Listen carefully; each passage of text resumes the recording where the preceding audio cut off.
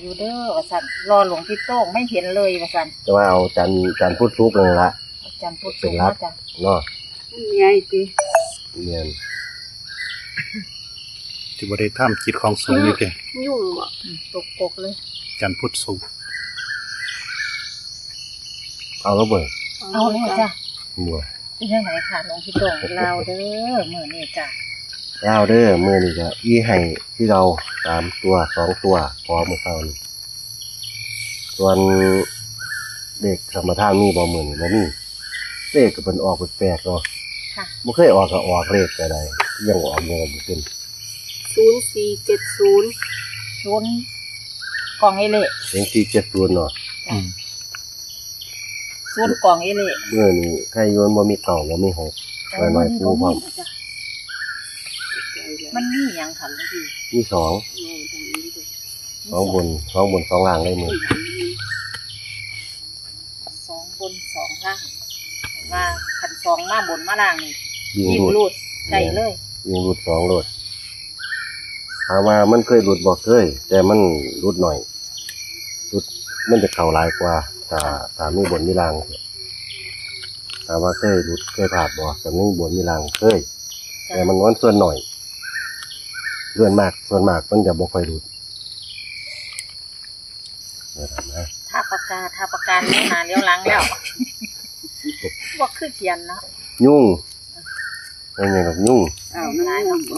เอาลงทีว่ายุ่งน้ำวัดบกัดพระ โอ้ มันบ่เบิ่งสีเด้พอ ปากกาเพิ่นแกะกล่องไม้มันเล่นซ่าแน่จ้า ใจเย็นๆเด้อพี่น้องให้หลวงพี่เพิ่นเว้าไว้ก่อน เพียงไหนค่ะ เห็นชัดบ่ค่ะมื้อนี้ ชัดบ่มื้อนี้ชัดเป็นเพียงแนวทางอะไรพิจารณากันเบิ่งเด้อมักก็ซื้อบ่มักก็บ่ซื้อจะให้พระให้มันบาป มีผู้ให้อยู่บ่ โอ้ยสารพัดตัวพาก็หายโยมสิเหลียบ่เนาะ มันสิเป็นกรรมเจ้าของ พระแฮงให้คนบ่ มื้อ เป็น ที่20เนาะ 20 ให้นี่คือเป็นแนวทางเด้อจำไว้ว่าเป็นเพียงแนวทาง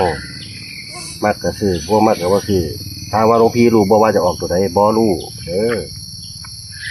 อันนี้ให้ขอมาได้แบบนี้ก็ให้ไปแบบนี้ อันนี้ก็ซ้ำว่าเทวดาเพิ่นให้ล่ะเนาะไปได้ ขาดว่า มากระจัดบ่มากระจัดบ่บ้าบ่คือ บ่ก็สิว่าบังคับ แล้วมื้อนี้ขึ้นอยู่ที่ดวงดอก เงิน เสียค่ะ เงินอยู่ในกระเป๋าเจ้าของอย่าให้มันยากผู้อื่นมันบ่ กระสิพักแก้อีหลีเป็น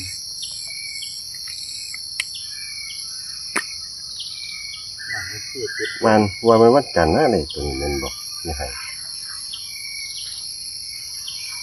มันมาได้มื้อนี้ 852 ได้ตัวเก่า ท่านจันทร์ เพิ่นมาแบบนี้บ่หลายดอก น้อย นี่น้อย บอกน้ำแน่หลวงพี่มีตัวใดนะครับ ๆ3 ตัว852แล้วก็21ถ้าออกมาก็มี85 82 52 21แม่นวิ่งรูด2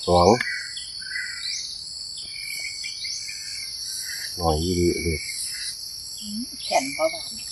มีสัญญาณนิดนี้แหละรุดแล้ว